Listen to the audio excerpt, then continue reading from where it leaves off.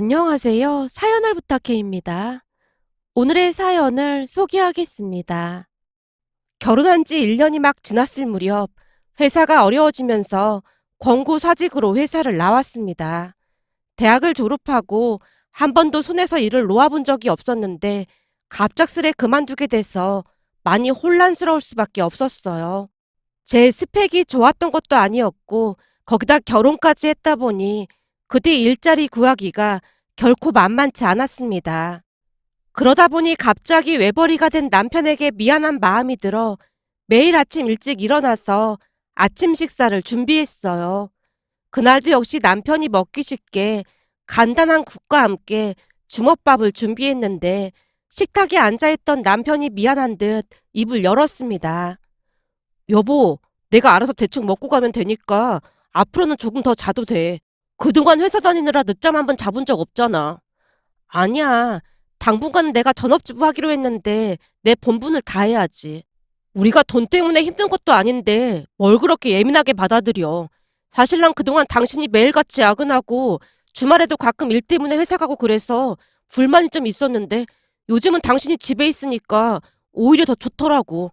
그러니까 그냥 맘 편히 쉬어도 돼. 그래도 아침 일찍 일어나던 게 습관이 돼서 그냥 그 시간만 되면 눈이 떠지더라고. 당신 아침 일찍 출근하는데 내가 잠이 오겠어? 그리고 이렇게 밥 차려주면 당신이 잘 먹어주니까 하나도 안 힘들어. 그래도 난 간단하게 먹고 가면 되니까 걱정하지 말고 조금 더 자고 일어나. 갑작스런 환경 변화로 인해 남편도 많이 어색하고 미안했던 모양으로 혹시나 제가 불편하지는 않을까 많이 신경을 쓰곤 했습니다. 잠시 시댁 소개를 하자면 시부모님은 지방에서 살고 계시고 남편에게는 연년생 여동생이 한 명 있습니다.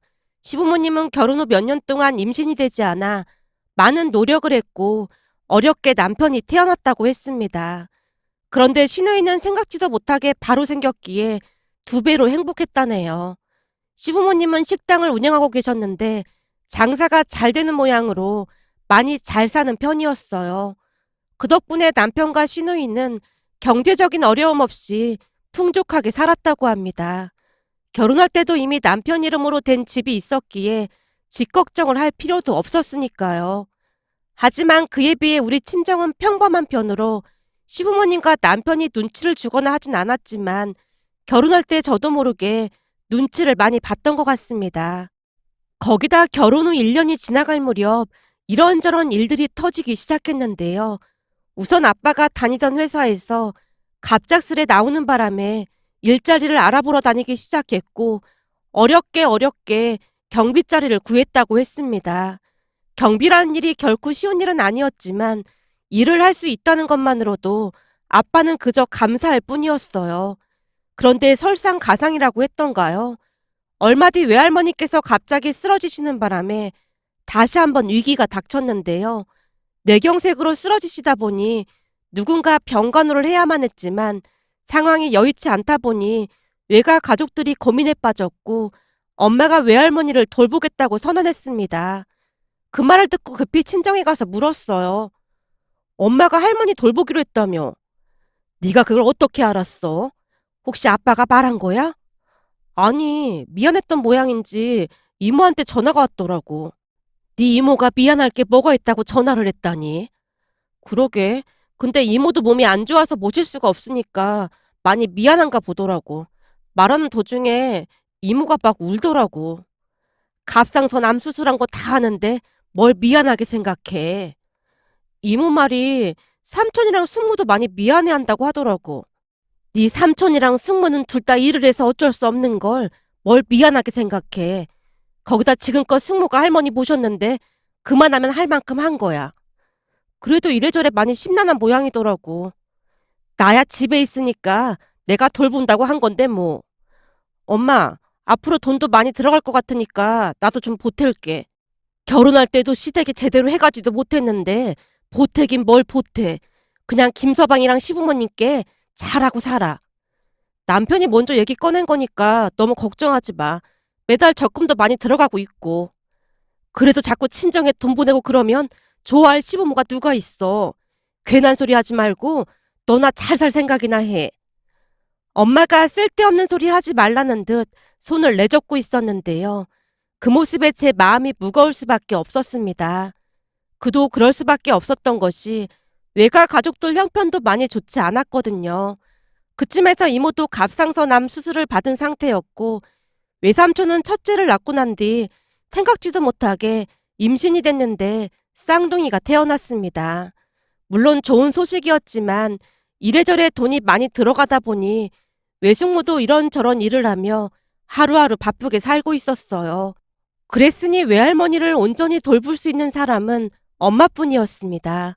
그나마 다행이었던 것은 많은 돈은 아니었지만 이모와 외삼촌이 매달 돈을 보내왔어요. 하지만 그 돈만 가지고는 빠듯할 수밖에 없었기에 저도 돈을 보태고 있었습니다. 아빠가 회사를 나오게 돼서 일자리를 옮기는 바람에 돈이 많이 부족할 게 분명해 보였으니까요. 그렇게 힘든 상황 속에서도 우리는 나름 잘 지내고 있었습니다. 시간이 지나면서 외할머니도 많이 좋아져 갔으니까요. 그런데 그 와중에 저까지 권고사직을 당했으니 제 입장에서는 대체 무슨 일인가 싶은 생각마저 들었기에 어느 날 엄마에게 하소연을 했습니다. 엄마, 진짜 이상하지 않아? 뭐가 이상하다는 거야? 아니, 계속 안 좋은 일만 생기잖아. 이 정도면 조상님이 화나서 그러는 거 아닐까? 넌 나이도 젊으면서 무슨 그런 말을 하니? 아무리 생각해봐도 너무 이상하잖아. 어떻게 모든 일이 한꺼번에 일어날 수가 있어? 어떻게 이럴 수가 있냔 말이야. 넌 왜 그렇게만 생각을 해? 그럼 지금 이 와중에 좋게 생각할 수가 있겠어? 잘 생각해봐. 할머니께서 뇌경색으로 쓰러지셨는데 때마침 외숙모가 그날따라 아파서 집에 있다가 할머니가 쓰러지는 걸 바로 알았잖아. 그래서 빨리 병원으로 옮겨서 천만 다행이었던 거고 그것만으로도 조상님께 감사드릴 일 아니겠어? 엄마 말 들어보니 그렇네. 사람 마음이라는 게 참 간사해서 고마운 건 금방 잊게 마련인 거야. 병원에서 의사가 조금만 늦었으면 큰일 날 뻔했다고 했잖아. 그때 우리 다 같이 감사하다고 얼마나 외쳤었니? 근데 지금 넌 그런 고마움은 금방 잊고 조상님이 화가 나서 그렇다는 말이나 하고 있잖아. 차라리 네가 회사에서 잘리는 게 낫겠어? 할머니께서 잘못되시는 게 낫겠어? 엄마는 무슨 말을 그렇게 해. 당연히 내가 회사에서 잘리는 게 낫지. 그러니까 그렇게 항상 감사하는 마음으로 살아. 일자리 알아보다 보면 더 좋은 자리로 가게 될 줄 누가 알겠어. 그러니까 너무 조바심 내지 말고 천천히 기다려봐. 그러는 동안 김서방 내조나 잘해주고 회사 안 간다고 아침 내내 자고 있지 말고 일찍 일어나서 아침밥도 챙겨주고 그러란 말이야. 엄마가 몇 번이나 신신당부를 했습니다. 하지만 제가 회사를 그만두면서 매달 엄마에게 보내는 돈을 어떻게 해야 하나 고민이 될 수밖에 없었는데요. 남편에게 말하자니 도통 입이 떨어지지 않았거든요. 그렇게 고민만 하고 있었는데 그날 아침 남편이 대수롭지 않다는 듯이 말을 꺼냈어요. 여보, 그리고 장모님께 매달 보내드리던 돈은 그대로 보내드려. 혹시나 당신 회사 그만뒀다고 안 보내드릴까봐 하는 말이야. 그치만 미안해서 어떻게 그래. 가족인데 미안할 게 뭐가 있어. 병간호도 힘드신데 잘 챙겨 드시라고 조금 더 보내드려. 병간호 하는 게 보통 힘든 일이 아니잖아. 여보, 신경 써줘서 정말 고마워. 남도 아니고 뭘 그렇게까지 말하고 그래. 난 오늘도 아침밥 잘 먹고 출근합니다. 라며 남편이 배를 두드리며 활짝 웃다가 출근을 했습니다. 그 뒤 저는 설거지부터 청소까지 바쁘게 움직이고 있었는데요.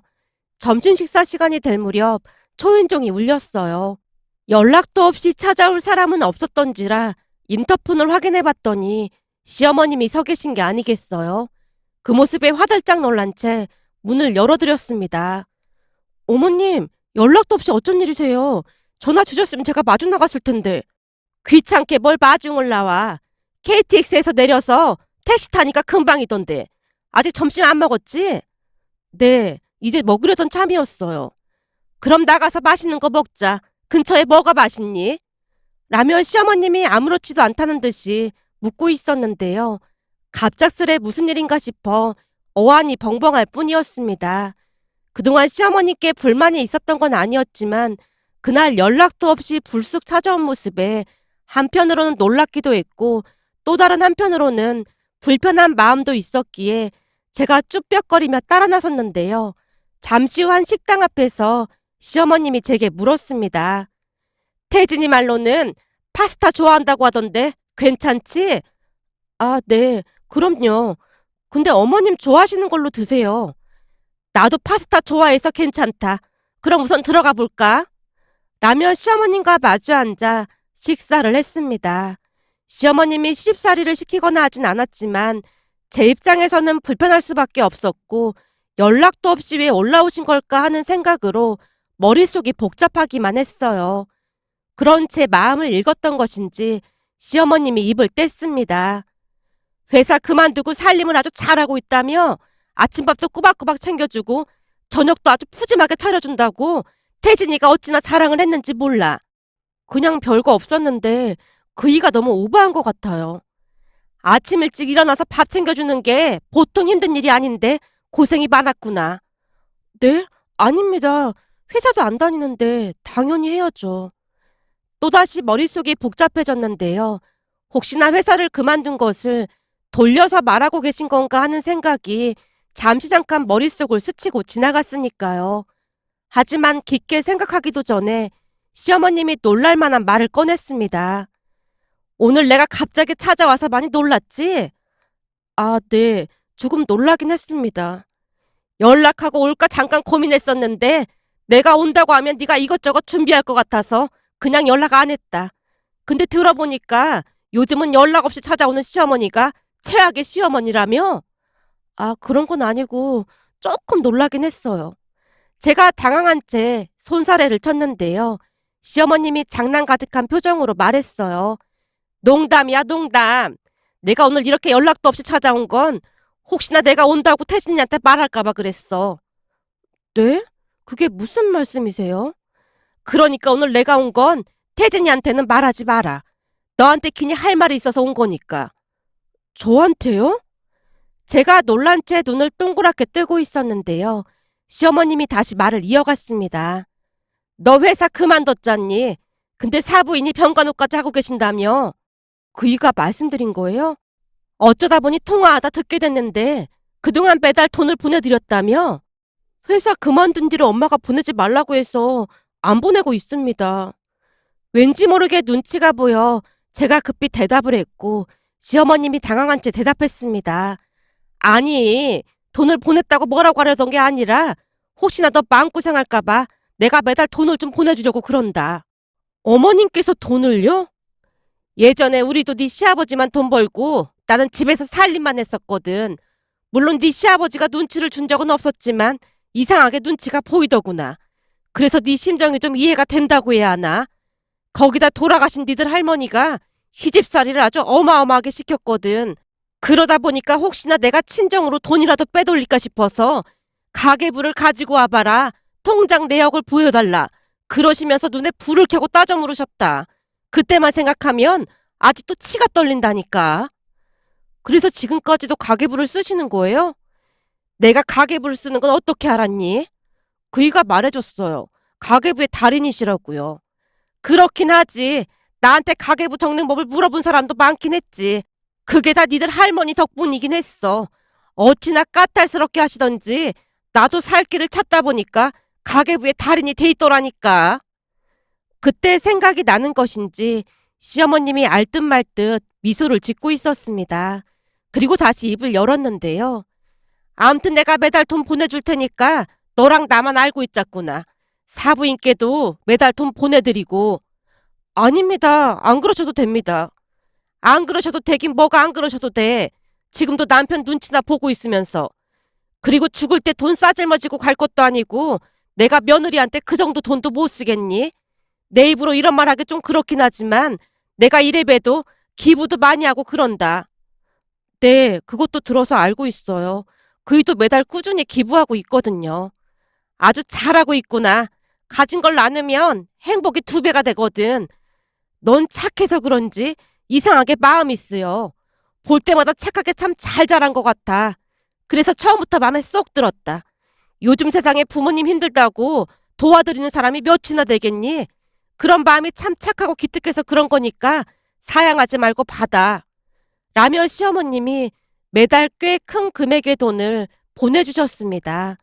첫 달에 보내주신 돈을 보고 놀라서 전화를 드렸지만 시어머님은 별일 아니라는 말만을 할 뿐이었습니다. 그런 시어머님께 감사한 마음이 들어 시댁에 갈 때마다 이런저런 밑반찬을 해드리기도 했는데요. 식당을 운영하시긴 했지만 두 분 다 제가 해드리는 음식을 참 좋아했거든요. 그날도 가족 모임이 있어서 시댁에 갔고 제가 해온 음식을 맛보던 시어머님이 한박 웃음을 지었습니다.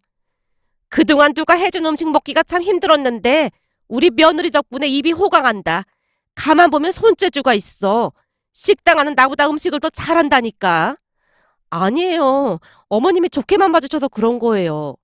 진짜라니까. 우리 식당 직원들도 먹어보더니 다들 맛있다고 했다니까. 어머님, 설마 식당에도 가지고 가신 거예요? 거긴 전문가분들만 계실 텐데 너무 창피하네요. 걱정하지 마라. 다들 아주 맛있게 잘 먹었으니까. 라며 시어머님이 다시 한바구음을 짓고 있자 시누이가 한마디 했어요. 언니, 반찬 진짜 맛있어요. 저도 좀 만들어주면 안 돼요? 언니 귀찮게 무슨 그런 부탁을 해. 시어머님이 시누이를 나무라는 모습에 제가 급히 대답했습니다. 아가씨, 집에 한번 오세요. 제가 만들어 드릴게요. 진짜요? 알았어요. 반찬 만드는 게 젤로 힘든데 진짜 잘 됐네요. 시누이가 좋아하는 모습에 저도 덩달아 기분이 좋아졌습니다. 그 뒤 시누이는 오며 가며 반찬을 받아갔고 별로 힘든 일도 아니었기에 저도 기쁜 마음으로 반찬을 만들어줬지만 어느 날은 집에 들어섰던 시누이 표정이 심상치가 않아 보였습니다. 어딘지 모르게 불만이 가득해 보인 채 짜증을 냈거든요. 아가씨, 혹시 제가 뭐 잘못한 거라도 있을까요? 제 물음에 시누이가 곁눈질로 저를 노려보는 모습에 더욱 긴장을 한 채 시누이를 바라봤는데요. 시누이가 어이없다는 듯이 입을 열었습니다. 새언니, 혹시 우리 엄마한테 돈 받고 있었던 거예요? 네? 아, 그게라고 하는 거 보니까 받고 있었단 말인 거네요. 시누이가 따지듯 묻고 있었기에 제가 힘없이 고개를 끄덕였는데 왠지 모르게 죄인이 된 것 같은 느낌이었거든요. 제가 고개만 숙이고 있자 시누이가 다시 입을 열었습니다. 혹시 오빠도 알고 있었던 거예요? 어머님이 그이한테 말하지 말라고 했는데 말을 안 할 수가 없어서 말했어요. 근데 왜 저만 속인 거예요? 네? 아가씨를 속이다니요. 그럼 이게 속인 게 아니고 뭐겠어요? 이 사실을 저만 몰랐잖아요. 언니는 양심이 없어도 너무 없네요. 그래서 그동안 아주 기쁜 표정으로 나한테 반찬을 해준 건가요? 네? 그런 게 아니라 아가씨가 좋아해서 기쁜 마음으로 한 것뿐이에요. 엄마가 매달 그렇게 돈을 보내주는데 당연히 기뻤겠죠. 세상 어떤 시어머니가 며느리한테 그런 큰 금액을 보내주겠어요? 나만 속이고 가족끼리 아주 행복했겠네요. 아가씨, 오해하지 마세요. 제가 갑자기 권고사직을 당하다 보니까 어머니께서 걱정돼서 그러신 거예요. 그러니까 그걸 왜 새언니가 받냐고요. 엄마가 준다고 해도 싫다고 거절했어야죠. 그걸 낼름 받는 것도 참 웃긴 거 아니에요? 암튼 그동안 반찬 얻어먹으면서 눈치 좀 보였는데 이젠 눈치 볼 필요도 없겠네요. 오히려 언니가 음식에 최선을 다해야겠네요. 그만한 대가는 치러야 하는 거잖아요. 그렇잖아도 요즘 반찬이 부실해서 좀 짜증났었는데 반찬 종류를 좀 새로 개발해보세요. 그리고 오빠한테 들어보니까 매일 아침 그렇게나 식사를 잘 차려준다면서요? 그냥 있는 반찬으로 차려주는 걸요, 뭐. 사실 우리 남편도 꼬박꼬박 아침밥 먹고 다니는데 제가 요리에 영 소질이 없다 보니까 보통 힘든 게 아니거든요. 그래서 말인데 앞으로 우리 남편 아침까지도 좀 챙겨주시겠어요? 저는 우리 아들 챙기는 것만 해도 너무 힘들어서요. 진우이가 순식간에 쏟아내고 있었기에 제가 놀란 표정으로 물었어요. 그러니까 고모부 아침밥을 저보고 준비하라는 거예요? 오빠 거 준비하면서 조금 더 하면 되는 건데 힘들 것도 없잖아요. 준비하는 것까지는 할 수 있는데 그걸 아가씨가 받으러 온다는 거예요? 아침에 저도 바쁜데 그걸 어떻게 하겠어요. 당연히 언니가 가지고 우리 집으로 와야죠. 네, 그러니까 아가씨 말은 매일 아침 저보고 음식을 배달하라는 거예요? 그렇죠. 언니도 새벽 배송 들어봤죠? 그냥 그거라고 생각하면 되잖아요. 어차피 아침에 오빠 밥만 챙기면 되는데 차려놓고 언니는 우리 집에 배달해주고 가면 되잖아요. 그리고 우리 남편이 불편해할 수도 있으니까 와서 문 앞에 두고 문자하면 제가 가지고 들어갈 테니까 당장 내일부터 그렇게 해주세요. 그동안 우리 엄마한테 받은 돈이 있는데 그 정도는 할 수 있는 거죠? 그럼 저는 이만 가볼게요. 라며 신우이가 집을 나섰는데요. 너무나 기가 막혀 그만 말문이 막히고 말았습니다. 잠시 고민을 할 수밖에 없었지만 신우이가 시키는 대로 새벽마다 음식을 배달했습니다. 지금 생각해보면 진짜 미친 짓이 아닐 수 없었지만 그때는 자존감이 워낙 낮았던지라 시어머님께 돈을 받았다는 중압감을 떨쳐낼 수가 없었기에 그 정도는 해야 한다는 생각을 했던 것 같습니다.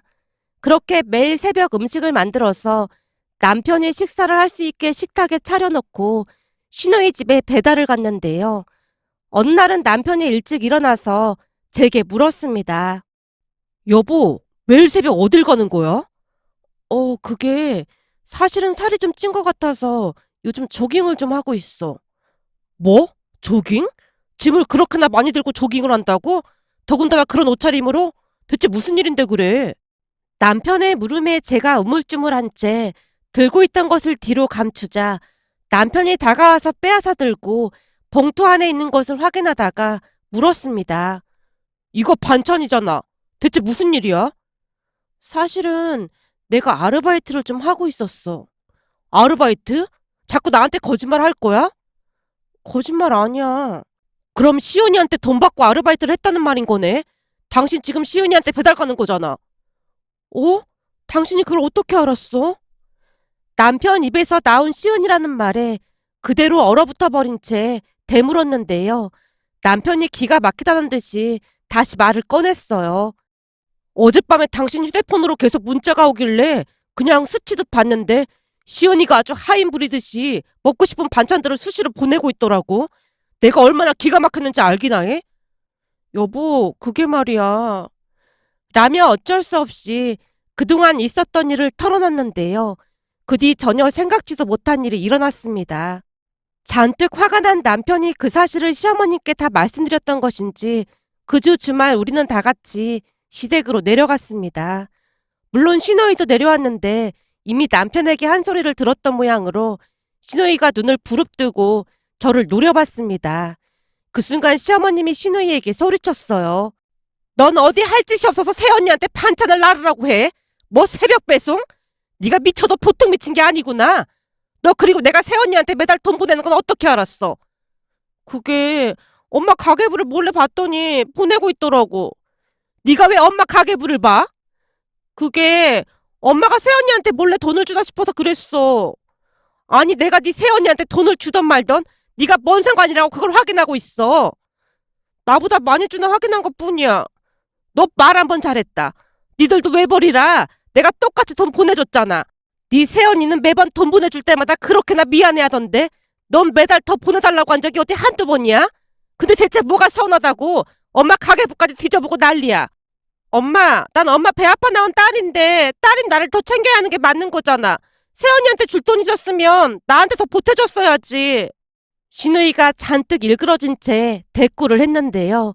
순간 시어머님 입에서 충격적인 말이 튀어나왔습니다. 내가 널 낳긴 언제 낳았다고 그래? 여보! 라며 시아버님이 급히 시어머님을 말렸지만 이미 집안 공기가 싸늘해져 있었습니다. 엄마, 그게 무슨 말이야? 날 언제 낳았냐니? 아니, 그러니까 내 말은 시어머님이 당황한 채 안절부절 못하고 있었기에 시아버님이 긴 한숨을 내쉬다가 기가 막힌 사실을 말했습니다. 시아버님 말에 의하면 시누이는 시부모님의 친자식이 아니라고 했어요. 그러니까 시아버님의 여동생인 고모님의 딸이었다는데요. 고모님이 미혼모로 혼자 아가씨를 키우다가 어느 날 큰 교통사고로 돌아가셨고 시부모님이 키울 수밖에 없었다네요. 시누이가 큰 충격을 받은 모습에 시어머님이 조용히 말을 했어요. 니들 할머니가 시은이 너만 유독 끼고 살아서 네가 버릇없이 잘한 것도 없잖아 있었어. 내가 한 소리 하려고 하면 니들 할머니가 아주 노발대발 하셨거든. 그러다 보니 네가 아나무인으로 자랄 수밖에 없었던 것 같아. 잘하면서도 그렇게나 이기적이었잖아. 네 오빠 건 무조건 다 빼앗아야 속이 시원했잖아. 시은이 네가 언제 한번 가족을 챙긴 적이 있기랬니? 근데 네 새언니는 항상 가족들을 챙기는 모습에 얼마나 예뻐 보였는지 몰라. 그치만 우린 널 키우면서도 단 한 번도 우리 자식이 아니라고 생각해 본 적은 없었다. 그건 너도 잘 알고 있지? 그동안 네가 입양됐다는 사실조차도 모르고 있었잖니. 시어머님의 말에 큰 충격을 받은 시누이가 눈에 눈물을 가득 머금고 조용히 고개를 끄덕였습니다. 그 뒤 시누이는 큰 충격을 받은 채 정말 조용해졌는데요. 어느 날은 시댁에 내려갔더니 시어머님이 긴 한숨을 내쉬며 말했습니다. 우리가 눈 감는 그 순간까지 말 안 하려고 했는데 니들 결혼하고 나서부터 부쩍 더 심해져서 나도 모르게 그 말이 튀어나왔지 뭐니. 아무리 말려도 새언니를 지 밑으로 보고 함부로 해서 내가 벼르고 있긴 했어. 근데 시언니도 그렇고 나도 그렇고 진짜 몰랐어. 엄마 아버지가 시언니를 진짜 예뻐했잖아. 니들도 자식 낳아서 키워봐. 키우다 보면 낳은 정보다 키운 정이 더 큰 법이야. 근데 그날은 새언니를 새벽 배송까지 시키면서 부려먹었다는 말을 듣고 나도 정신줄을 놓고 말았잖니. 근데 그렇게 안 했으면 평생을 안 변했을 것 같다는 생각도 들고 마음이 싱숭생숭하네. 라며 시어머님이 다시 한숨을 내쉬었습니다. 그렇게 얼마 뒤 시누이가 가족들을 초대해서 한자리에 모였는데요. 시누이가 한상 차려놓고 기다리고 있었습니다. 다 같이 식사를 하고 난 뒤 시누이가 시부모님 앞에 무릎을 꿇고 진심을 다해 말했습니다. 그동안 키워주셔서 감사합니다. 정말 많이 사랑해주셔서 전혀 모르고 있었어요. 새언니, 그동안 정말 죄송했어요.